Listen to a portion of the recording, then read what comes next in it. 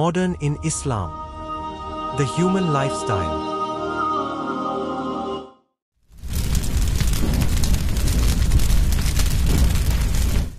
আসসালামু আলাইকুম ওয়া রাহমাতুল্লাহি ওয়া বারাকাতুহু। আশা করি সকলে ভালো আছেন। আজকের ভিডিও এর টপিক হলো নারী বনাম আনাড়ি এবং কথিত নারী ক্ষমতায়ন।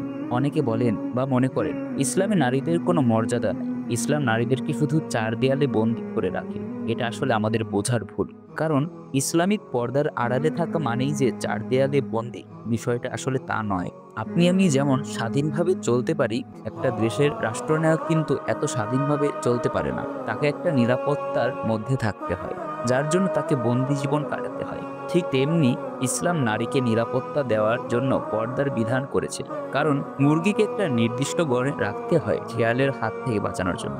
স্বাধীনভাবে চলাফেরা করা মুরগি শেয়ালের শিকার হবে, এটাই স্বাভাবিক। অতএব ইসলাম নারীদেরকে অসম্মান বা পিছিয়ে রাখার নয়, বরং সম্মান, অধিকার ও মর্যাদার প্রতীক হিসেবে তুলে ধরেছে। আল্লাহ সুবহানাহু ওয়া তাআলা বলেন, يا أيها الناس إنا خلقناكم من ذكر وأنثى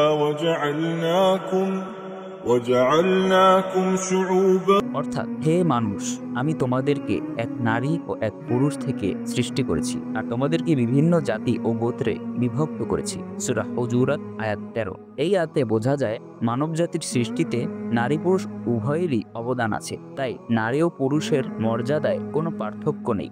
রাসূলুল্লাহ সাল্লাল্লাহু আলাইহি ওয়াসাল্লাম বলেন, খায়রুকুম খায়রুকুম লিআহলি। অর্থাৎ তোমাদের মধ্যে সেই ব্যক্তি সর্বোত্তম যে তার পরিবারের কাছে উত্তম। তিরমিজি হাদিস 3895। এখানে পরিবারের মধ্যে স্ত্রীও অন্তর্ভুক্ত, সুতরাং বলা যায় যে তার স্ত্রীর কাছে ভালো, সে আসলেই ভালো। এখানে একজন পুরুষের ভালো বা খারাপ হওয়া তার স্ত্রীর উপর নির্ভর করছে, যেটা নারীর প্রতি সম্মানের উদাহরণ।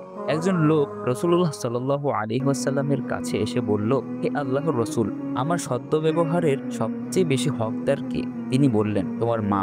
লোকটি বলল, এরপর কে? তিনি বললেন, তোমার মা। লোকটি আবার বলল, এরপর কে? তিনি বললেন, তোমার মা।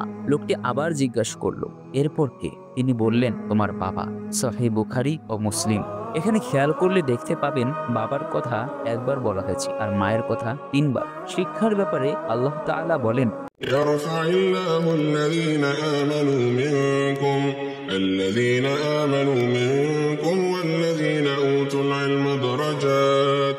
তোমাদের মধ্যে যারা ঈমান এনেছে এবং যারা জ্ঞান লাভ করেছে, আল্লাহ তাদের মর্যাদা বহু স্তরে উন্নীত করবেন। সূরা আল মুজাদালাহ আয়াত 11। এখানে যারা বলতে আল্লাহ তাআলা নারী পুরুষ উভয়কে বুঝিয়েছেন। এত কিছুর পরও কি বলবেন ইসলাম নারীকে মর্যাদা দেয়নি?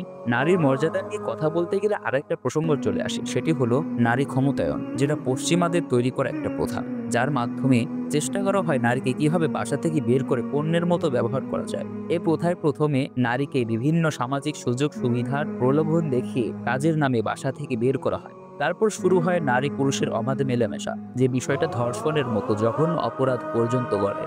এছাড়াও নারী ক্ষমতায়ন এর প্রবক্তা দেশ আমেরিকার ইতিহাস যদি দেখেন, তাহলে দেখতে পাবেন সেখানে কোনো নারী রাষ্ট্রপতি নেই, অথচ তারা আমাদেরকে শেখাচ্ছে নারী ক্ষমতায়ন। তারাও জানে যে এই নারী ক্ষমতায়ন সমাজের কোনো কাজে আসবে না, ফলে এর মাধ্যমে তারা তাদের শত্রু দেশকে পঙ্গু করে দেওয়ার চেষ্টা করছে।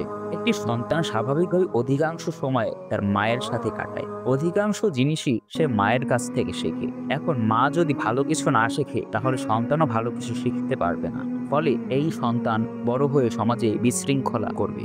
এজন্য সন্তানকে সময় দিতে হবে। কথিত ক্যারিয়ার গড়ার নাম করে একজন মা কত উপরে উঠতে পারবে, এর থেকে বরং যদি তার সন্তানকে সে সময় দেয়, তাহলে সে হতে পারবে রাজমাতা, যে শিক্ষাটা ইসলাম আমাদেরকে দিয়েছে। একজন নারী লজ্জাশীলতার মধ্যে থাকবেন, পর্দার মধ্যে থাকবেন, সন্তান লালন পালনের যত্নশীল হবেন, এটাই আসল নারীত্ব। এগুলো না করে সে যদি পুরুষদের মতো আচরণ করার চেষ্টা করে, তাহলে সে নারী নয়, আনাড়ি। ভিডিওটি যারা দেখেছেন, আপনি যদি একজন নারী হন তাহলে এই ব্যাপারটা নিয়ে ভাবুন, আর যদি পুরুষ হন তাহলে আপনার পরিবারের নারী সদস্যদেরকে নিয়ে ভাবুন। আল্লাহ আমাদের সঠিক বুঝ দান করুন।